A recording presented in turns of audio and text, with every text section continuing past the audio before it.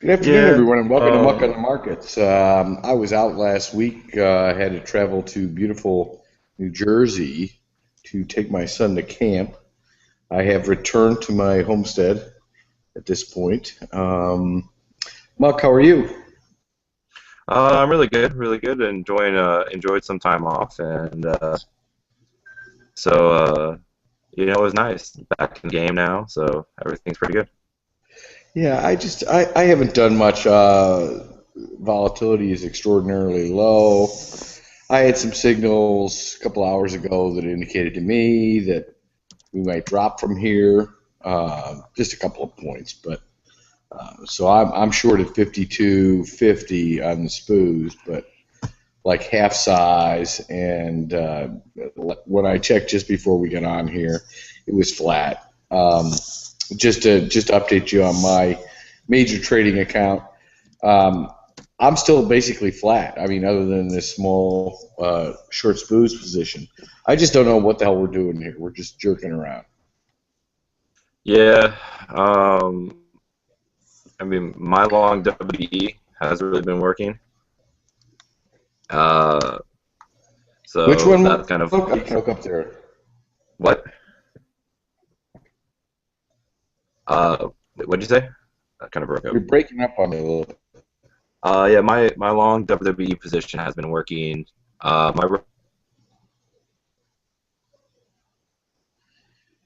Well, my partner's feed is atrocious today. sorry, You got to feed the hamsters before you get on the air. I so many people are DMing me right now. It's killing everything. Hold on, let me see. Let's see if this works. Nothing. Just is that better?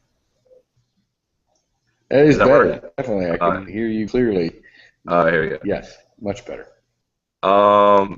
I'm down a little bit on my right aid now. The right aid position went from green to red on me over the past couple weeks. That's That's okay. RAD. Is Yeah. that correct? Yeah, RID. Um, but WWE has been working out perfect. So, Okay. so, you know, from where I'm at, I haven't really looked at that WWE's since been we last working. spoke about it. What's it been doing? It's been trying to rally from the lows. It was at $12. Now it's at 11.81. It's still pretty good. I think. I think I think right now is where you want to hold it, and then see what happens later on. Yeah, nice little move. Um, Interesting. What are your general thoughts about the marketplace? My general thoughts is that it's like I don't want to call it a stealth rally because everybody's been talking it up on every financial market news source. It just seems like it's a rally on nothing. Nothing's really going on. Um, I would love a major sell-off. I mean, it would hurt me for a little bit, but I just don't want to buy any more 3M at over 140. I don't want to buy CAT over 105 anymore. Um, I just think I guess to the point where I think everything's perfectly valued. I mean, unless you start looking at small cap tech names and maybe mid cap, like mid cap value, but it seems like I don't know, I don't, it just seems like there's so much stuff's already run that I mean, it's not my line of business to buy true value. It's to buy undervalue and let it come to true value. I don't want to buy a true value and then hope it goes above that. That seems like a losing proposition to me. Yeah, I mean the one thing that I've been in one of the longer term portfolios is the aluminum trade. I'm doing it through Alcoa, and Alcoa Yeah. continues to move. That whole industry seemingly is moving. Not sure why. Underlying aluminum prices really have not moved, but I think I think PMs are seeing some value there in these companies.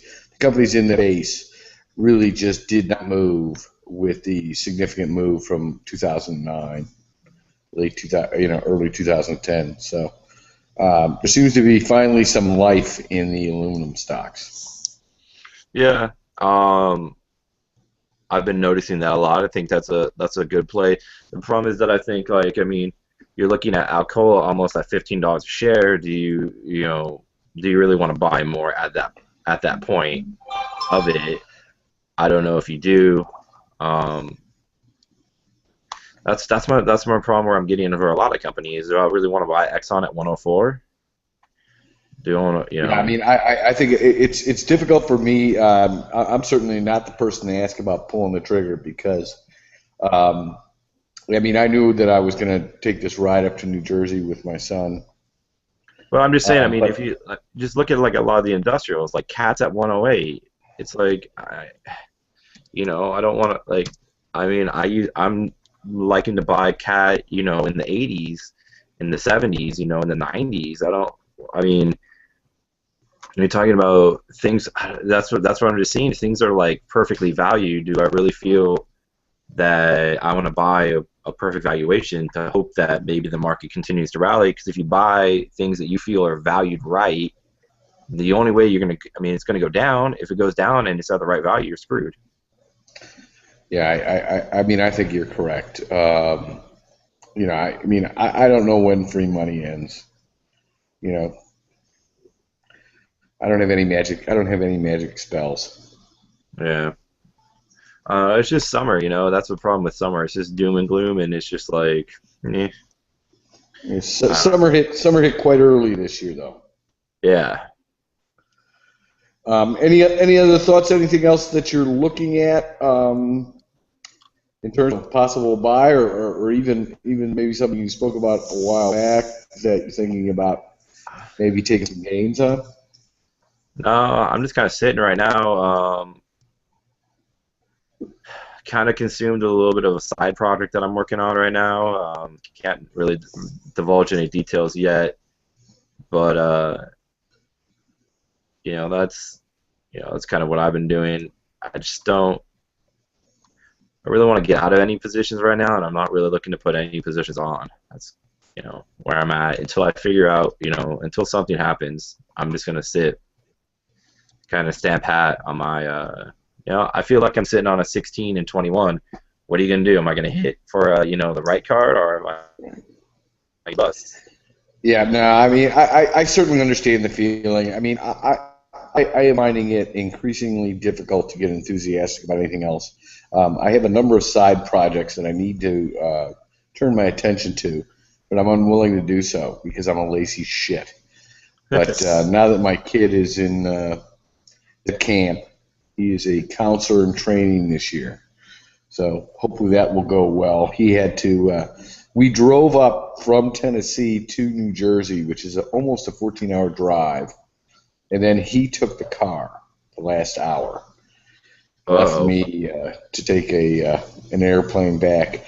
Well, and he doesn't have he didn't have any experience in driving with New Jersey drivers, which I have considerable experience with.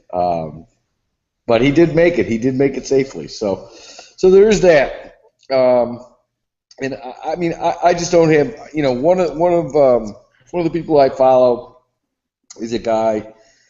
I don't. He's in the Nordic countries. I think he's Swedish, actually. Macro Trader, MAKRO_trader.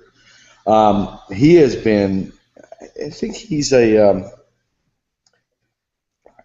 Well, I really shouldn't describe what type of trader he is, but I will tell you this: he is unequivocally bullish. He's been unequivocally bullish for years now, much to others' chagrin.